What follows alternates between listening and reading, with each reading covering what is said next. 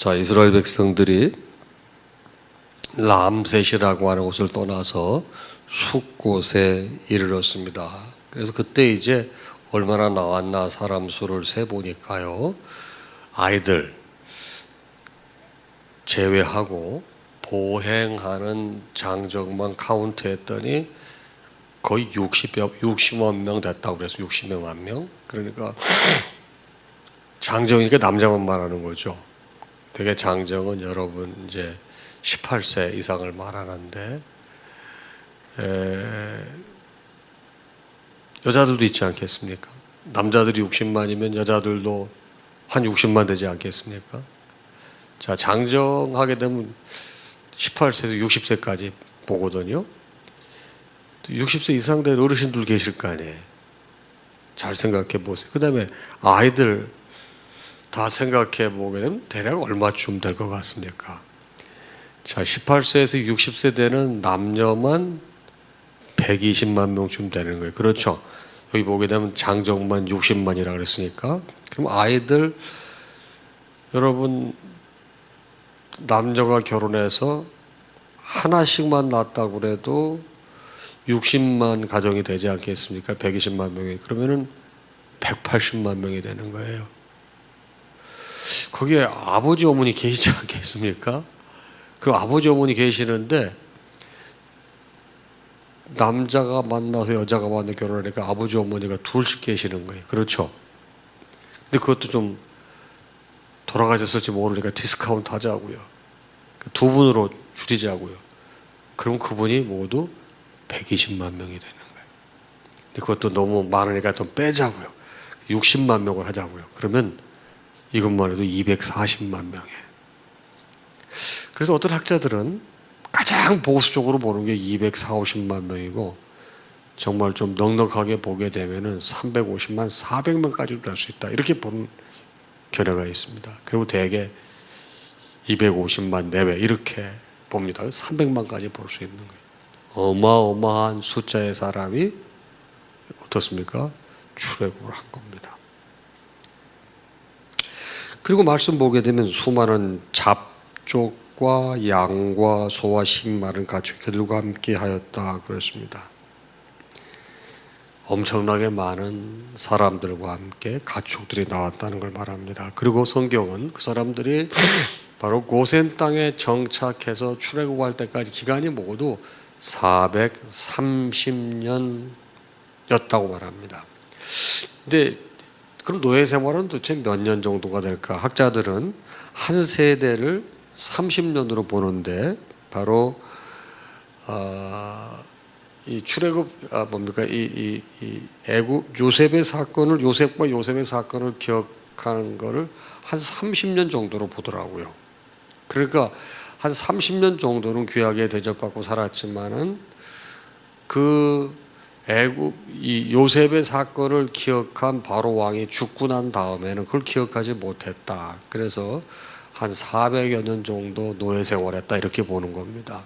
한 30년 정도 대우받고 살았고 400년 정도는 노예 생활을 했다 이렇게 말합니다.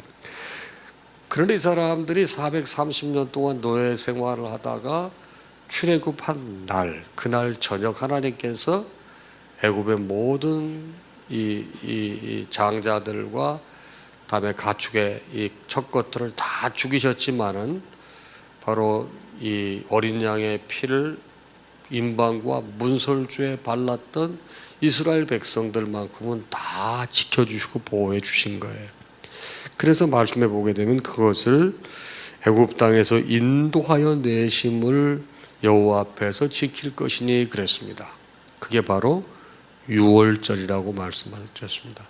어제도 말씀 보게 되면 이런 내용이 나와 있죠. 그리고 유월절을 어떻게 지켜야 될 것인지 어제 말씀에도 자세하게 나와 있는데 유월절의 규세가 오늘 말씀도 보게 되면은 그와 유사한 내용의 말씀이 다시 반복되고 있습니다. 그만큼 유월절이 중요하다고 하는 것이죠. 이제 오늘 말씀 보겠습니다. 여호와 하나님께서 모세에게 말씀하십니다. 2절 말씀입니다. 뭐라고요? 이스라엘 자손 중에서 사람이나 짐승을 막론하고 태에서 처음 난 모든 것은 다 거룩히 구별하여 내게 돌리라. 이는 내 것이니라 하시니라. 자, 왜 이런 말씀이 나왔을까요? 간단합니다. 여러분, 애굽에 있었을 때 애굽의 모든 백성들의 장남, 또 처음 것들을 다 죽이셨잖아요.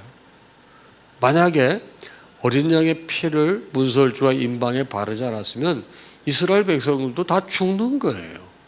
근데 하나님께서 그들을 구원해 주시고 지켜주셨어요. 그래서 바로 이스라엘 자손 중에 사람이나 짐승을 막론하고 태에서 처음 난 모든 것은 다 거룩하게 구별하여 내게 돌리라. 이는 내 것이니라. 이해가 되시죠? 살려주신 거예요. 죽을 수밖에 없는 거 살려주셨기 때문에 당신 거라고 말씀하시는 거예요. 그러면 하나님께서 뭐가 부족해서 다 내 거라고 말씀하실까요? 그게 아니에요. 조금 더 설명하겠습니다. 3절 말씀입니다. 또 모세가 백성에게 말합니다.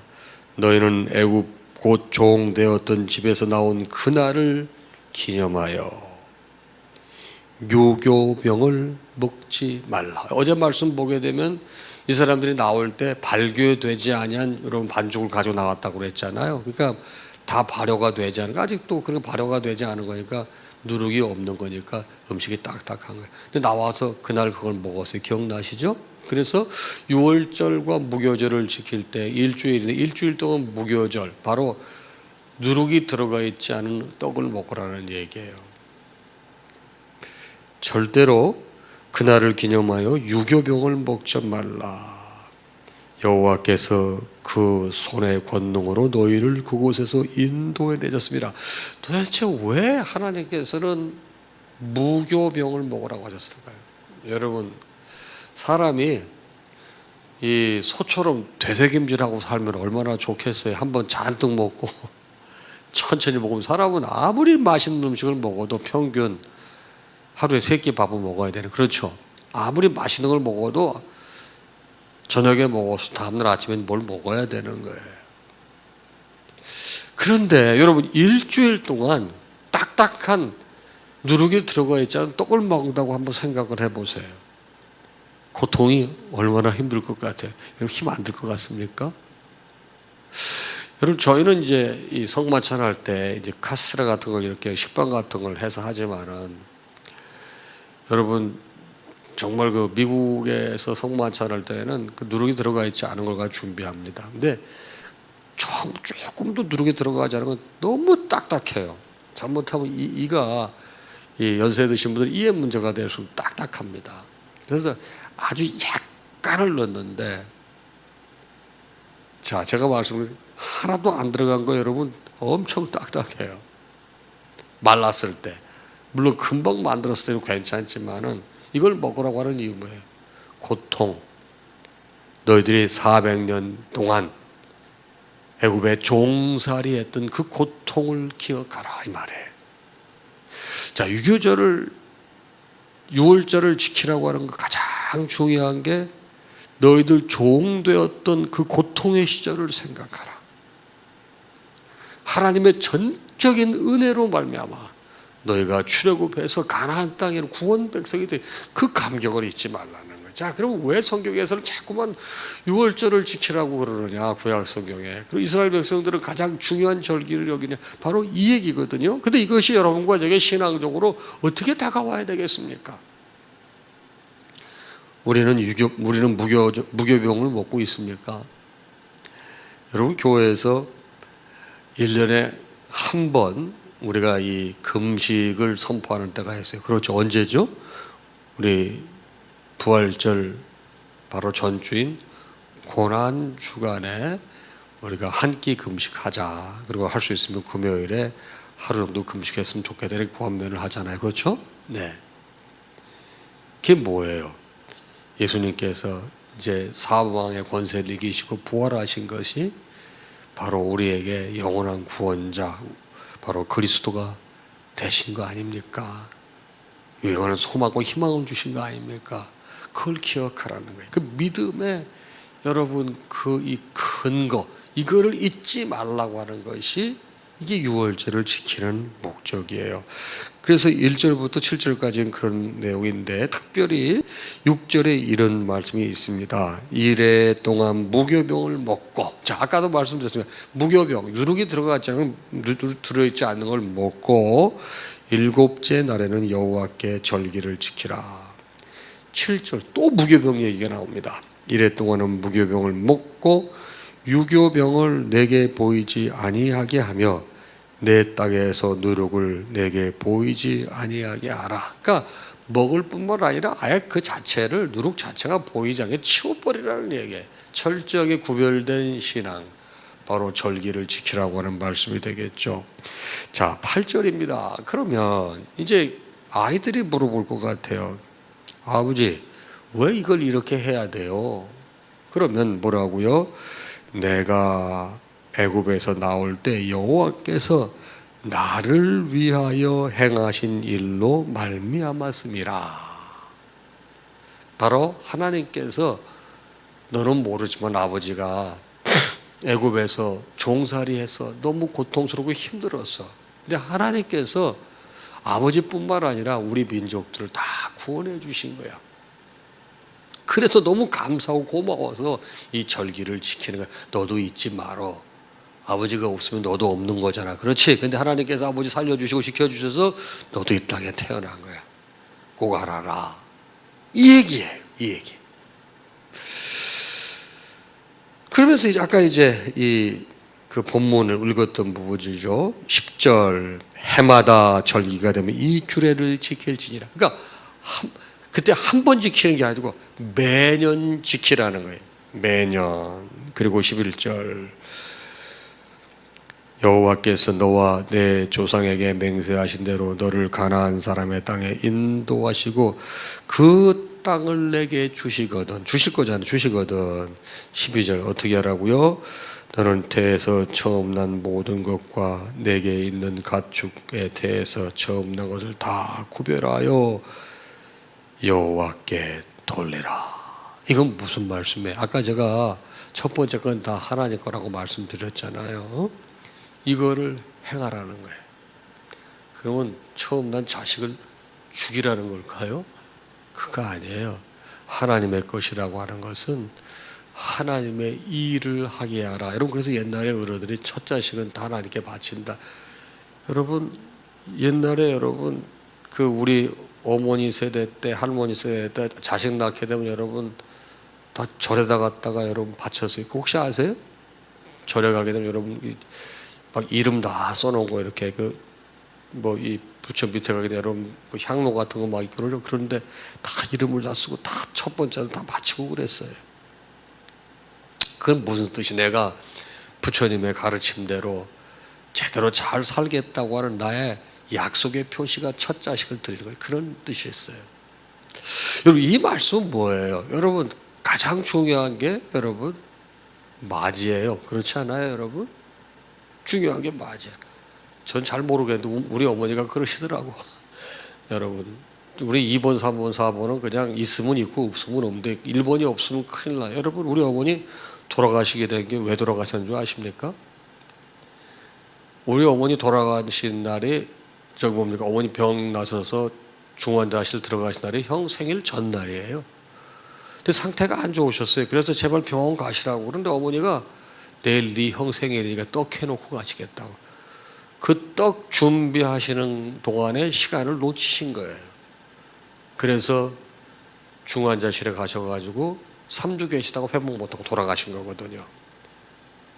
만약에 제 생일이었으면 어머니가 떡 준비해놓고 가신다고 하셨을까? 나 혼자 생각해봐. 근데 제가 어렸을 때도 보게 되면 형 친구 오면 그렇게 잘해주셨어요. 근데 2번, 3번, 4번 애들 친구들 시끄럽다고 나가놀라고 그러고 뭐 아무것도 주신 기억이 없어. 어머니 들으시면 윤모가 내가 왜 안 해서 해뒀다고 하실지 모르지만 내 기억에는 그렇다 이 말이에요. 자, 모든 부모는 이 맞자식에 대한 기대도 있고 큰 기대가 있을 뿐만 아니라 그런 게 있다 이 말이에요. 하나님께 이건 내 거라고 구별하라고 하는 얘기는 무슨 말이야? 너 첫 자식이 내 거니까 정신 똑바로 차리고 나 잘 믿어. 그 얘기예요. 무슨 말인지 아시겠어요? 그럼에도 불구하고 그 첫 자식을 주시잖아요. 살려주셨잖아요. 여러분, 그러니까 이 뜻은 뭐, 너의 첫 번째 자식을 보고들랑 나를 잊지 말고 신앙생활 잘해, 절기를 잘 지켜, 네가 구원받은 걸 잊지 말어, 그 뜻이에요. 아시겠습니까? 난 근데 목사님 마지막 보면 한숨이 절로 나옵니다. 저놈이 내 기대에 부응하지 못하고. 그건 여러분이 풀어야 돼. 그래도 하나님이 그 자식 주셔서 기도하게 하시고 속색일수록 더 기도하지 않겠어요? 그 뜻이에요. 이거를 절대 잊지 마시고 잘 지키시기 바랍니다. 거기에 하나님의 은혜가 또 임하는 거예요. 자, 그리고 14절을 보게 됩니다. 아까 나와서 얘기 또 계속 반복되는 거예요. 후일에 내 아들이 내게 묻기를 이것이 어찌 되느냐 하거들랑, 여러분 잘 아시는 내용 쭉 설명드렸죠. 그걸 다 다시 얘기하라 이 말이에요. 자, 그러면 오늘 말씀 여러분과 저에게 무엇을 주실까요? 자, 첫 번째, 그날을 기념하라고 그랬습니다. 그날이 어떤 날이죠? 출애굽한 날이에요. 그런데 그때 무교병을 먹으라고 그랬어요. 무교병. 그건 누룩이 없는, 그건 누룩은 뭐예요? 죄성과 여러분 이 유혹을 말하는 거예요. 그러니까 여러분, 신앙생활 잘하기 위해서 이 우리의 신앙을 빼앗으려고 하는 유혹, 사탄을 여러분 극복하라는 얘기예요. 이해하시겠죠? 무교병을 먹으라고 하는 얘기는 누룩을 조심하라고 하는 것이니까. 누룩은 여러분 우리를 자꾸만 침범해서 다 번식시키고 이 곰팡이를 다 피워버리는 거 아니겠어요? 신앙생활할 때 유혹을 조심하라, 이런 뜻이 되겠습니다. 두 번째 말씀, 규례를 지킬지니라. 이거는 이 규례를 나만 지키는 게 아니고, 여러분 신앙 공동체에 있는 또 형제 자매들도 있지 않습니까? 신앙 공동체에게, 그리고 후손들에게도 말씀을 전하고 지키게 하라는 거예요. 그래서 여러분 미간에 여러분 이 표로 삼고 손목에 기호로 삼으라고 그랬잖아요. 이 말씀을. 이건 무슨 뜻이에요? 이마에, 손목에 늘 기억하라는 거예요. 하나님 말씀을 내 입에서 떠나지 않게 하고 네 생각이 떠나지 않게 하고 입술로 고백하라는 거예요. 그럼 말씀은 매일 안 먹으면 안 돼요. 밥하고 똑같아요. 하나님 말씀 부흥회 때 한번 만땅 충전해가지고 여러분 얼마나 갈 수 있을 것 같아요? 그렇지 않아요. 또 우리가 매일 말씀 받아도 또 삶의 현장에 가게 되면 또 싸우고 또 시험 들고 상처받고 또 그러지 않습니까? 말씀을 여러분 기호에, 미간에, 또 이 손목에 여러분 기호로 삼고 붙이고 다니라고 하는 얘기는 그런 뜻을 말하는 거예요. 절대 이거 잊지 말아라. 마지막 말씀, 후손에게 전할 게 뭡니까? 자, 그러면 절기가 도대체 뭘까? 우리 현대적 의미로 표현하게 되면 예배가 되겠습니다. 예배. 자, 우리 아이들이 태어나서 엄마는 왜 자꾸만 교회 가고 아빠는 왜 교회 가고 그래? 좀 애들이 크게 되면 이제 어렸을 때는 못 따라지면 사춘기가 되거나 그러면 자기는 하나님 믿어지지 않는다. 나는 교회 안 가고 싶다. 애들이 반발합니다. 그럴 때 여러분 뭐라고 얘기하시겠어요? 지금 이 얘기예요. 당연시, 우리는 당연시하고 있는 예배에 대해서 아이들이 나중에 성장해서 거기에 대해서 묻고들랑 뭐라고 얘기할 것이냐. 이건 뭐냐면 나의 이 구원 사건에 대해서 분명히 정리가 되어 있어야 됩니다. 아버지가 이런 삶을 살고 있다가 예수를 만났다. 아버지의 인생이 새롭게 변화되고 너무 감사해서 아버지는 그 이후 그리스도인이 됐다. 그래서 이렇게 삶을 사. 너도 아버지의 이런 믿음이 너에게 잘 전달됐으면 좋겠다. 이런 구원의 감격이 있어야 되는데 이걸 설명을 잘 못한단 말이에요. 여러분 진지하게 생각해 보세요. 여러분 자녀들에게 아버지가 왜 어떤 사건을 구원받는지 한번 1대1로 만나서 진지하게 대화해 보신 적이 있으세요? 내가 만난 예수에 대해서 설명을 잘 못해. 그럼 교회 왜 안 나가는 야단만 치고 애들 야단 친다고 됩니까? 여러분 저희 요즘에 최고의 기도 제목이 뭔지 아세요? 교회 나오세요. 교회 나오세요. 늘 얘기하지만 교회 나오라고 그런다고 나오느냐 이 말이에요. 하나님 교회를 나올 수 있는 하나님 은혜를 베풀어 주시고 내가 꼭 교회 가야 되겠다 하는 그런 사건들이, 그런 은혜들이 교회에 있게 해주세요. 내가 늘 그거 기도하거든요. 자, 오늘 말씀 여러분과 저에게 애들이 묻고 엄마 얘 왜 교회 다녀요? 왜 예배도 이거 대답할 거 있으라면 이렇게 만들어 놓으라는 얘기예요. 근데 다 있잖아요. 정리를 안 하잖아요. 그걸 잘 나누질 않잖아요. 오늘 말씀이 그 내용이 되겠습니다. 자, 기도 제목 나누도록 하겠습니다. 먼저 구원의 감격을 잘 지켜 영적 갈등을 유발하는 유혹을 이기게 하소서. 여러분 그 유혹을 이기게 누룩을 조심해야 돼요. 두 번째, 말씀을 기호와 표로 삼아 늘 나의 입에 머물게 하고 고백되게 하소서. 그러니까 말씀이 늘 나의 삶의 중심에 있게 하네. 세 번째, 나의 구원 사건을 기억하여 자녀들에게 잘 전달할 수 있도록 지혜를 주세요. 우리 이거 세 가지 가지고 오늘 기도하도록 하겠습니다.